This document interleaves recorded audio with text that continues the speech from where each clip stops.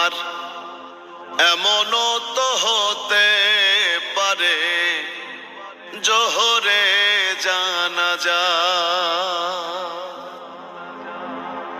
মুসলিম হয় না জন্ম নিলেই মুসলমানের ঘরে,